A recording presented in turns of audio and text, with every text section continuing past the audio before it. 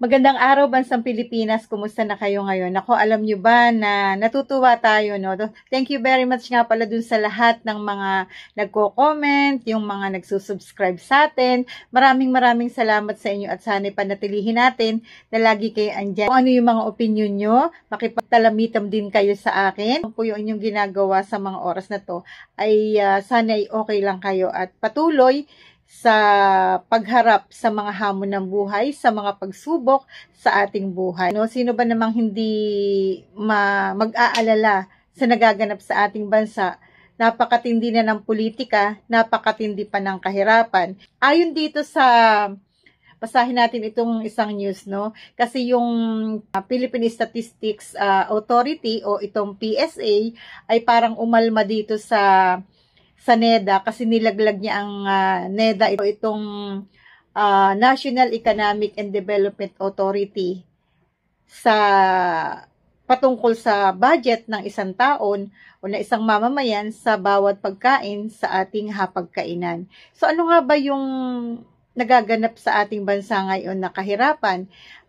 Kasi napakarami ngayong nangyayari, patuloy na nagmamahal ang mga bilihin. So, kaya naman, imbis na kampihan, tila nilaglag pa nitong si Philippine Statistics Authority o itong PSA Chief at National Statisticians Claire Dennis Mapa ang posisyon naman ng National Economic and Development Authority o NEDA sa food threshold na 64 pesos kada tao bawat araw. So, atin munang tapusin itong news na to bago tayo magbigay ng kuro-kuro o mga pananaw. At kaya bukas din yung ating mga kababayan sa kanilang mga comment. Kung ano ba yung mga comment nila at reaction sa nagaganap o itong ginawang ito ng NEDA sa ginawa nilang pagtataya. Paano nila nalaman na kasya yung 64 pesos na budget ng isang tao kada araw. So, inamin ni Mapa na kailangang pag-aralan muli ang basehan sa halaga ng pagkain bawat araw para maituring na food poor ang isang tao. Kasi aminado ang PSA na hindi sasapat yung 64 pesos para makamit ang nutritional ng tao sa isang araw.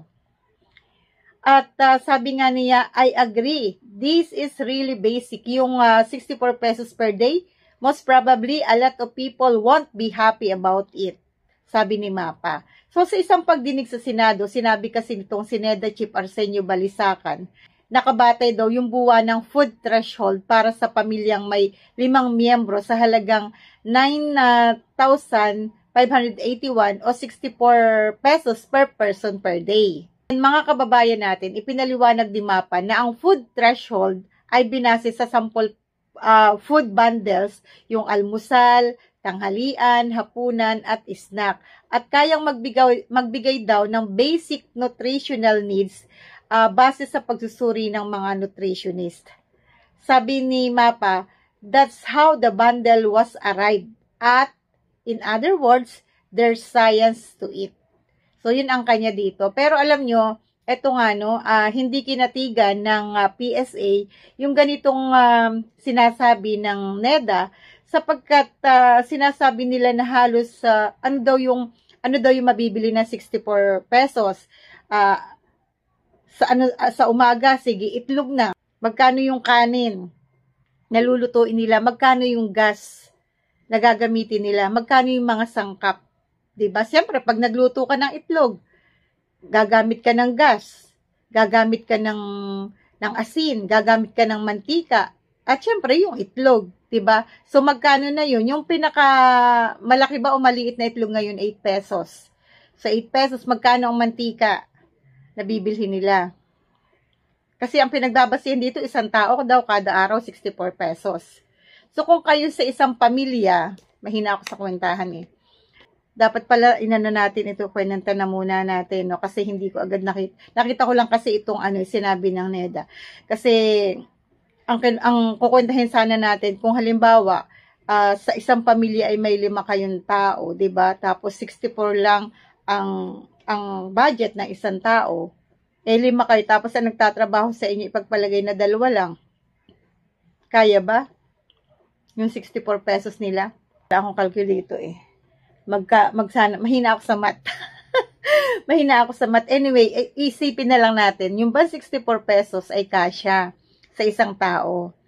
So, halimbawa, okay, so, sa ordinaryong mamamayan, sabi nga nung nakakwentuhan natin, sige, halos walang makain. Yung 64 pesos per kada isang tao. Sa almusal nila, sige, yung itlog, 'di ba? Itlog na. Ang tanghalian nila, halimbawa ay gulay, magkano ba? Kasi sa karinderya, isang gulay, ang alam natin, 30 pesos ba ang isa? Kung halimbawa hindi ka magsasaing, ulam lang di 30 pesos, ilang kayong sa iyo 'yon, 'di ba? Gulay. Paano kung gusto mo yung karne? Paano kung gusto mo yung isda? Isa-isa lang sa isang araw ang iyo dapat na bibilhin, 'di ba? So sa hapunan, halimbawa ang nagustuhan mo ay isda. Magkano ba ngayon ang kilo ng isda? Magkano ba ang kilo ngayon ng karne? 'Di ba? So iba-budget mo 'yun. Pagpalagay na 64, hina ko talaga sa math. Halimbawa 64 'yan, 'di ba? Sa isang tao kada araw. I-divide mo yung yung kung ilan kayo dun sa isang kilo na isda or isang kilo na karne. Kakasya ba yun? Yung isang kahig isang tuka. 'Di ba? Yung isang kahig isang tuka na lang, tapos mayroon silang pinag-aaral na anak. Nagpapabaon pa sila, umuupa ng bahay, bumabayad ng kuryente, tubig, panggatas pa ng kanilang anak. Paano magkakasya yun? Kinakatigan ko itong PSA na hindi siya sang-ayon doon sa 64 kada isang tao. Kung ikaw ay bibili sa karinderya, hindi ka na magluluto. Bili ka ng kanin, magkano ba ang isang kanin? 15 pesos ba? Ang isang tasa. Tapos bibili ka ng ulam. Pagpalagay na gulay na gustuhan mo, di 30 pesos. 30 pesos plus 15. 44. Gusto mong mag-soft drinks. Magkano ang soft drinks? 10 pesos ba? O magtubig ka na lang para may matipid ka pa. 'Di ba? So ano lang yung kakainin mo? Gulay lang at kanin. Na tama lang naman nga, may nutrition din. Kaya yung sinasabi nila pagkain lang. Paano naman yung pamasahin nila? Doon pa rin ba kukunin ito doon sa 64 pesos? Ano nang matitira sa kanila, mga kababayan natin? Kung ikaw ay medyo nagustuhan mo yung isang ulam na kita mo'y masarap, hindi mo yung bibili. Ano ba ang isang order?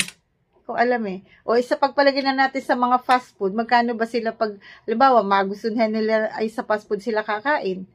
Kailangan nila 64 lang yung gagastusin nila. Ano lang mabibili nila nun? Burger.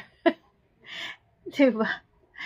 Kaya sana pag-aralang mabuti, no? Kasi kung hindi nila pag-aaralan ito, talagang lalabas at lalabas na hindi umuunlad ang ating bansa, na ang ating mga kababayan ay talagang totoong naghihirap.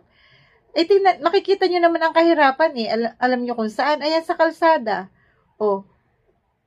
Ano yung mga nasa kalsada? Mga namamalimos. Asan dito ang DSWD? Asan dito ang mga political will ng ating mga opisyal ng pamahalaan? Bakit hanggang ngayon marami pa ring pakalat-kalat sa lansangan na nagtitinda ng kung ano-ano para lang mabuhay, na namamalimos para lang mabuhay? Tapos ngayon magbabudget kayo ng 64 pesos kada araw sa isang tao? Sige nga.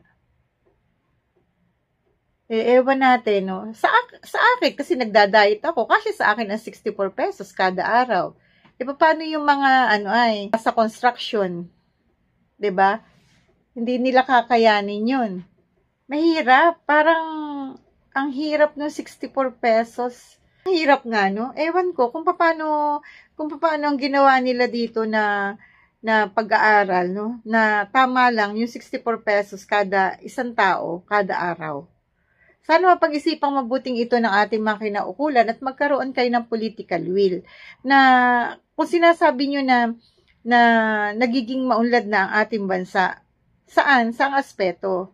Kasi hanggat nakikita natin na walang pagkain sa hapagkainan ng ating mga kababayan, hindi natin maituturing na ang ating bansa ay maunlad. Kapag nakikita natin na marami pa ring trabaho, na marami pa ring naglipana sa lansangan ng mga pulubi o ng mga namamalimos, may tuturing ba natin na maunlad ang ating bansa at may mga trabaho ang ating mga kababayan?